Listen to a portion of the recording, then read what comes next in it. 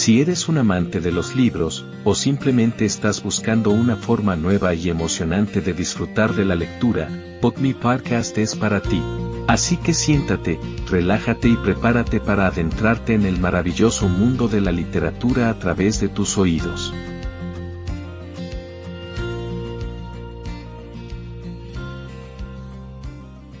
Capítulo 8. Una mujer muy inteligente. Una niña entre las higueras. El calor agredía la piel y el hambre rondaba el cuerpo. Vivir era un arte en aquellos difíciles tiempos. Una niña paseaba entre las higueras, observaba cómo el sol abrazaba los brotes y cómo sus diminutos frutos se redondeaban como la luna creciente en noches plateadas. Una mente contemplativa nacía en medio del desierto. No tenía mucho, pero lo tenía todo. Ropa humilde, corazón inmenso. Transparente, gustaba por lo que era, no por lo que tenía. La niña creció, liberó su imaginación y se arriesgó a viajar a lugares distantes. No a los confines de la Tierra, sino a las capas más íntimas de su planeta psíquico. Bebió de la fuente de los filósofos sin conocerlos, se enamoró del arte de la interrogación. Osada, miraba hacia arriba y se preguntaba, ¿quién es el artesano que construyó las ideas y los planetas? ¿Quién es el autor de la existencia que confeccionó el átomo y el espacio? ¿Qué pensamientos se representan en el anfiteatro de su mente? Una niña diseñaba las bases de una mente analítica. Creció, llegó a la adolescencia. Hizo del arte de agradecer su cáliz diario y del arte de cuestionar su pan de cada día. Homenajeaba la existencia, daba las gracias al sol y a la lluvia, a la risa y a las lágrimas, al drama y a la comedia. Su mirada se fijó en un joven de manos callosas. Las pesadas cargas y el roce de las herramientas lo volvieron tosco por fuera, pero no le robaron la sensibilidad que tenía dentro. Se enamoró, un corazón palpitante, una emoción que burbujea, sería un matrimonio más que construiría una historia simple, pero cuando ya creían que el uno iba a caer en los brazos del otro, de repente el amor se interrumpió. Todo amor pasa por pruebas y la de ellos fue casi insoportable. En su pequeña habitación, acostada en un rústico colchón de paja batida, con la cabeza apoyada en una almohada medianamente cómoda, soñaba con su futuro. Para ella, una vida sin sueños era una emoción sin aventura, una mente sin creatividad. Soñaba con su historia de amor, con su casa, con sus hijos y con las estrategias para sobrevivir. Los pesados impuestos romanos masacraban las esperanzas de su pueblo. Impacto emocional. Cuando navegaba por las aguas de su imaginación, un misterioso personaje invadió sus aposentos. Su corazón palpitó, sus pulmones, sedientos de oxígeno, se abrieron, sus ojos, asustados, miraron atónitos. Debería haberse marchado, pero, para nuestro espanto, se quedó. Su cuerpo gritaba, huye, pero su mente imploraba, quédate. Recibió la más espectacular de las invitaciones. No estaba escrita en letras doradas ni papel refinado. Se trataba de una invitación oral, dirigida a sus oídos, a los lugares más recónditos de su mente. El mensajero le reveló que el artesano de la existencia, aquel que ella buscaba entre las líneas de sus pensamientos, había llevado a cabo un concurso con millones de participantes. Reyes, reinas, nobles, plebeyos, ricos, miserables, filósofos, iletrados, teólogos, legos, en fin, miles de personas. Era un concurso de belleza, pero de la más excelsa que existe, la belleza interior, la belleza que el tiempo no apaga, que el poder no domina, que el dinero no compra y que el culto a la celebridad nunca podrá seducir. Tú eres la elegida. Te quedarás embarazada y darás a luz a un niño. Él será grande y será llamado Hijo del Altísimo. Ella sería la mujer más famosa de la historia, la mujer entre las mujeres, la más elogiada y la más querida. Su luz iluminaría a generaciones, su historia sería contada en todas las artes. Sería incluso la única mujer exaltada en prosa y verso en el Corán. Pero la fama no la seducía. Bajo la perspectiva de la psicología y la filosofía, nunca se vio a una joven con una mente tan discreta y contemplativa. La invitación era fascinante. Pero en el fondo era un contrato de riesgo, con innumerables cláusulas. Pagaría con lágrimas cada palabra que en él se recogía. No obstante, eso no le importó. Cautivada por su autor, abrió su alma y, sin titubear, aceptó. La invitación le traería elogios sorprendentes y rechazos, insoportables, importantes ganancias y pérdidas irreparables. Perdería a sus dos amores. En primer lugar, al hombre que eligió para construir su historia y, en segundo lugar, al más fuerte, el más arrollador, perdería al hijo, con el que había construido su más hermosa historia de amor. Nunca una mujer había pasado por propia voluntad por el más sublime júbilo y por los más indescriptibles sacrificios. Si su yo no hubiera aprendido a ser autor de su propia historia y no hubiera abierto ventanas light en el terreno de su memoria, ella no habría soportado el invierno existencial que iba a atravesar. Sin manual de instrucciones para el cumplimiento de su misión, un gesto vale más que 1000 palabras. Ella no dijo nada, pero actuó y eso la convirtió en la mujer entre las mujeres.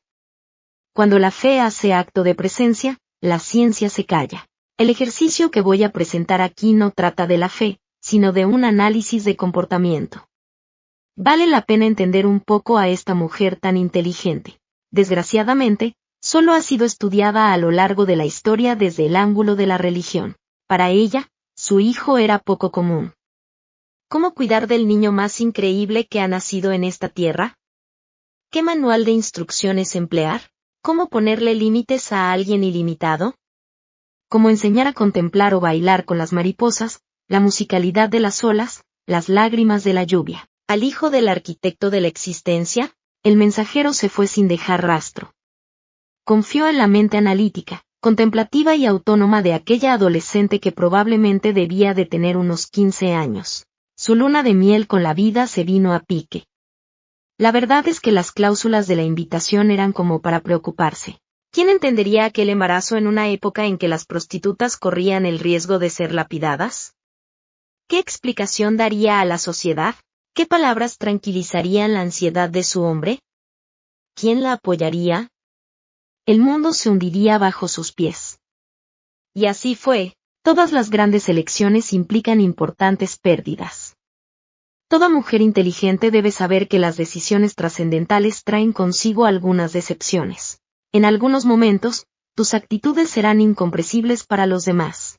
Tal vez tengas que trabajar más para saldar tus deudas o menos para saldar la deuda emocional con quien amas. Puede que tengas que decir no, cuando todos esperan un sí, o decir sí, cuando todos esperan un no.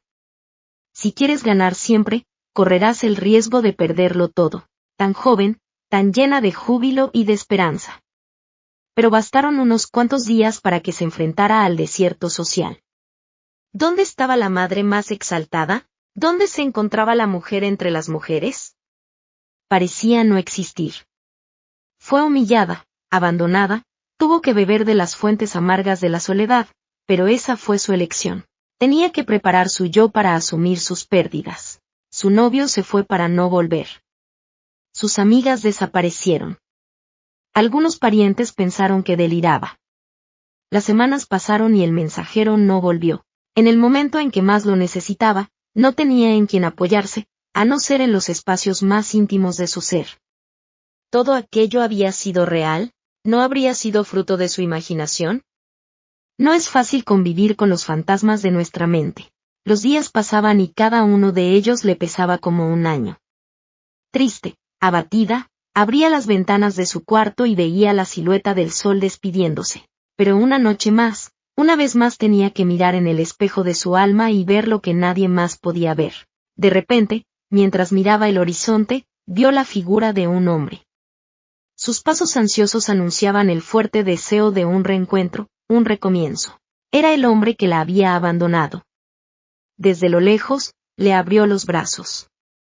Con un aura de emoción incontenible, ella salió corriendo a su encuentro. Él la abrazó, la besó y le pidió disculpas. Dijo que se enfrentaría al mundo a su lado. Navegaría en las aguas del desprecio y en los valles de la humillación social, pero nunca la volvería a dejar. El amor hace locuras. Sin aplausos. El embarazo avanzó, su vientre creció, pero no hubo tranquilidad antes del nacimiento. Ella llevaba en su útero al bebé más famoso de la historia, pero el útero social no sería generoso con él. Llegaron a Belén. ¿Aplausos a su llegada? Ninguno. ¿Hoteles?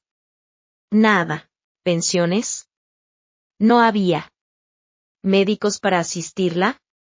Pedir eso era un delirio. ¿Y parteras para ayudar a la que sería la más famosa de todas las mujeres? Muchos la valoran desde la perspectiva de la teología, pero bajo la mirada de la psicología jamás se han imaginado los miedos que la secuestraron, los sufrimientos que la invadieron, las preguntas que no tuvieron respuesta. Imagínate dar a luz al niño más conocido del mundo en el lugar más miserable. ¿No es una paradoja? ¿Quién no dudaría del mensaje que había recibido? ¿Qué líder espiritual no se echaría atrás? Ella no lo hizo, el arte del agradecimiento era su oración. Tan joven, tan ingenua y tan fuerte. Ella aceptó lo inexplicable. ¿Dónde haría sus necesidades? ¿Cómo se bañaría? ¿En un establo? ¿Y la higiene del niño? El olor ácido del estiércol fermentado invadía su nariz. Afligido, su marido no sabía qué hacer. Ella gemía, gritaba de dolor, sudaba. Tras intensos dolores, expulsó al niño, a su hijo, y éste lloró. Se lo llevó al pecho y se sintió la mujer más feliz del mundo. Se olvidó del dolor. Ninguna amiga para visitarla, ningún abrazo para confortarla. Atravesó el desierto acompañada de su hijo y de su compañero.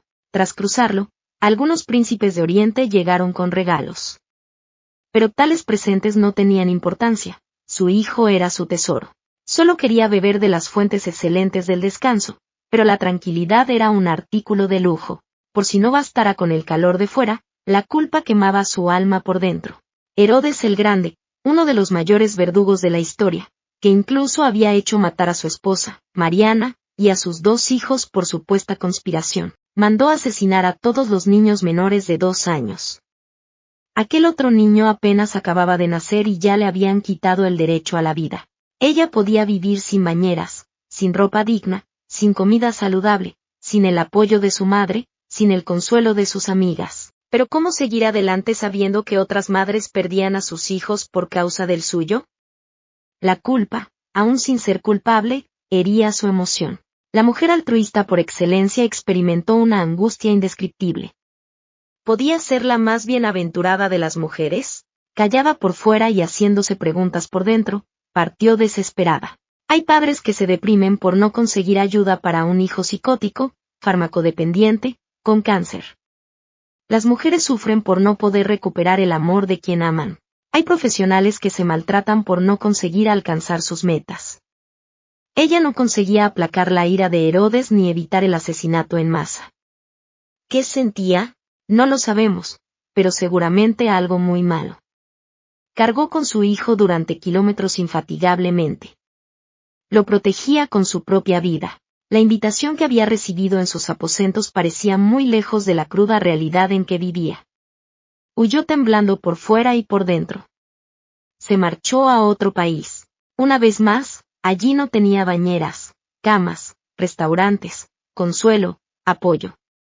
Pasó el concurso más difícil, pero no recibió aplausos de las mayorías de su tiempo.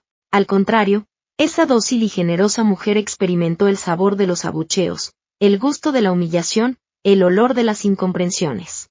Si su yo no hubiera filtrado los estímulos estresantes, si su capacidad de amor no hubiera sido sublime, si su espiritualidad no hubiera sido saludable e inteligente, simplemente no habría sobrevivido. Toda mujer debe sentir que tiene una gran misión. No importa si esta consiste en hacer harina en una empresa o en dirigirla, en limpiar a enfermos o en ser su médico, en vender productos o en vender ideas, en un aula. Siempre de realizar su trabajo dando lo mejor de sí misma, liberando su creatividad, prodigando su sensibilidad, honrando su historia, intentando construir una biografía noble. En estos tiempos psicóticos en que algunas mujeres viven en el estrellato y la mayoría en el anonimato, en que los patrones de belleza son dictatoriales, muchas mujeres se desprecian y se deprimen. Pero deberían luchar ardientemente por lo que aman, para que nunca se sientan humilladas, menospreciadas, disminuidas. Ella fue una mujer increíble, nunca renunció a lo que amaba.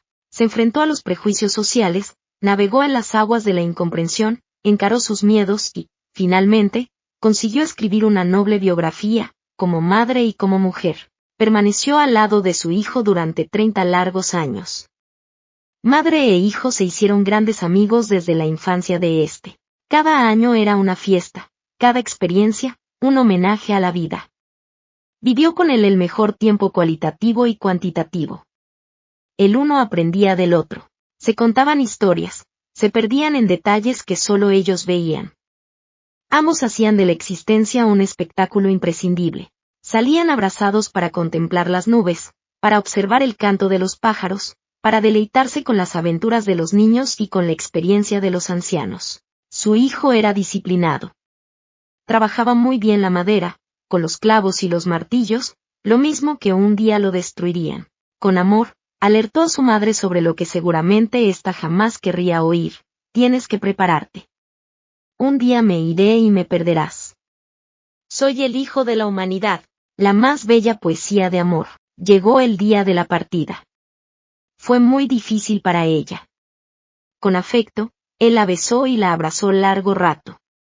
Le dijo adiós con la mano y se marchó. Con su poder para cautivar, allá por donde iba atraía a seguidores de su gran sueño, aquel en el que los pobres serían príncipes, las mujeres reinas, los mutilados serían exaltados, los más grandes aprenderían a servir y los fragmentados en su mente se volverían autores de su historia. El sueño en el que todo ser humano aprendería a transitar por los raíles del propio ser y descubriría que ser feliz no consiste en tener mucho, sino en hacer mucho de lo poco. Ella lo quería tanto que no consiguió separarse de él. Discreta, acompañaba sus pasos desde lejos. Lo veía arrebatar a las multitudes y se alegraba. Lo observaba fascinar a religiosos y a los más elocuentes de los oradores y se regocijaba. Presenció cómo hacía pedazos prejuicios, rompiendo los grilletes del radicalismo e inaugurando la era de la generosidad. Ella se conmovía. Los dolores de su difícil parto parecían lejanos, así como las pérdidas, las incomprensiones y las humillaciones por las que pasó, pero no sabía que su mundo se volvería a desmoronar y que esta vez sería insoportable. Se encontraba en Jerusalén, animada. Su hijo estaba en el ápice de su fama, pero parecía introvertido, triste. Se lo veía diferente de aquel hijo autónomo, contemplativo y determinado que conocía. Parecía que algo grave estuviese a punto de ocurrir. Horas después, supo que lo habían detenido. Lo llevaron a la fortaleza Antonia, la casa de Pilatos. Pero seguramente su hijo conseguiría que lo liberaran, como siempre había hecho. La expectación en torno a la mansión era enorme. Y él no salía. La tensión aumentó. Las noticias no llegaban. La aprensión de ella dio lugar a la extrema preocupación. Hijo mío, ¿por qué no apareces?, se preguntaba, y lo mismo las otras mujeres que lo seguían. No había manera de averiguar nada a través de sus discípulos, que, atrapados por el miedo, habían huido. El yo de todos ellos se volvió víctima de su historia. La multitud era grande en los alrededores de la fortaleza. De repente, una comitiva salió. Ella intentaba ver lo que ocurría, pero era difícil. Súbitamente, vislumbró a lo lejos un hombre con la cara desfigurada, los ojos amoratados, los labios sangrantes y una cruz de madera a su espalda. Era un desgraciado más castigado por los romanos. Sintió pena, mucha pena. Lo volvió a mirar y al final, gritó: «Hijo mío». «No. Mi querido hijo». El hijo que ella había llevado en brazos, que besó todos los días, estaba sangrando. La invitación que había recibido para ser la mujer entre las mujeres, para amamantar y cuidar al niño más famoso de la historia, no hablaba de esa parte. El niño que nació en un pesebre, que tuvo que huir para no morir y se ganó la vida con duro trabajo, el muchacho que fascinó a su madre y después al mundo, ya no era elogiado, sino maltratado. Ella intentaba acercarse a él, pero todos querían hacerlo. Era muy querido, y, para espanto de las ciencias jurídicas, el hombre que más había protegido y defendido hasta entonces los derechos de las mujeres, al verla sufrir por él, se olvidó de su propio dolor. «No lloréis por mí. No os preocupéis por mi dolor. Llorad por vosotras mismas y por vuestros hijos». ¿Qué mente es esa que incluso en su lecho de muerte se preocupa por el dolor ajeno? ¿Qué inteligencia es esa capaz de dárselo todo a los demás sin pedir nada a cambio? La madurez, la resiliencia, el altruismo, la sensibilidad y la capacidad de su yo de gestionar su mente no tienen precedentes. Su madre lo acompañaba con desesperación. La más famosa de las mujeres lo seguía en dirección al Calvario. Cuando oyó cómo le clavaban las manos en la cruz, sintió cómo clavaban su emoción.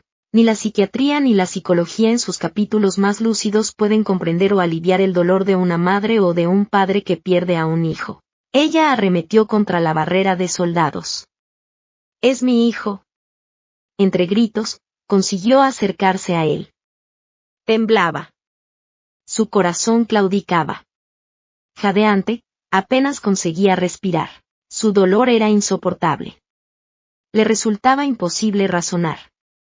Pero para asombro de las ciencias humanas, una vez más él gestionó su emoción y controló su propio dolor para proteger a su madre en esa ocasión. No podía abrazarla ni besarla ni consolarla. A duras penas conseguía hablar. Pero le dio un importante mensaje en código. «Mujer, he ahí a tu hijo», y señaló al joven Juan. Intentó recordarle la invitación que había recibido hacía más de 3 décadas. Con la primera palabra, intentó pedirle lo imposible, que se sintiese no como su madre, sino como mujer, como la mujer entre las mujeres, la más bienaventurada, la que pasó el concurso del autor de la existencia. Con la frase sin vocativo, «he ahí a tu hijo», quería decir, «Madre, yo me voy, como te avisé. Estoy aquí por la humanidad, pero Juan cuidará de ti. Cuando él te bese, será como si yo te besara, cuando te abrace, seré yo quien te estaré abrazando. Nunca dejaré de amarte». La más famosa de las mujeres fue la que más despreció la fama, fue la más discreta y serena. No quería elogios ni aplausos, solo abrazar y besar a su hijo mientras moría, pero ni siquiera tuvo ese derecho. Su nombre era María, tan sencillo y tan fuerte. María fue una mujer muy inteligente. Así fue como madre e hijo compusieron la más hermosa poesía de amor en el invierno más riguroso de la existencia. Gritaron sus indescifrables gestos que decían que vale la pena amar y que solo el amor nos hace inolvidables e insustituibles. Para hombres inteligentes, nadie es digno de vivir un gran romance si no aprende a elogiar a una mujer. Los elogios nutren la emoción, fomentan la valentía, inspiran la motivación. El poder del elogio puede ser más fuerte que las armas, más poderoso que el dinero, más penetrante que la hoja de un bisturí. Los hombres inteligentes dedican por lo menos un elogio al día a la mujer que aman y a sus hijos. Un hombre inteligente no gravita en su propia órbita, no vive en los límites del individualismo, sabe animar a una mujer, incentivar su camino, invertir en sus sueños, aplaudir su éxito. Sabe que, al lado o delante de un gran hombre, hay siempre una mujer brillante y realizada.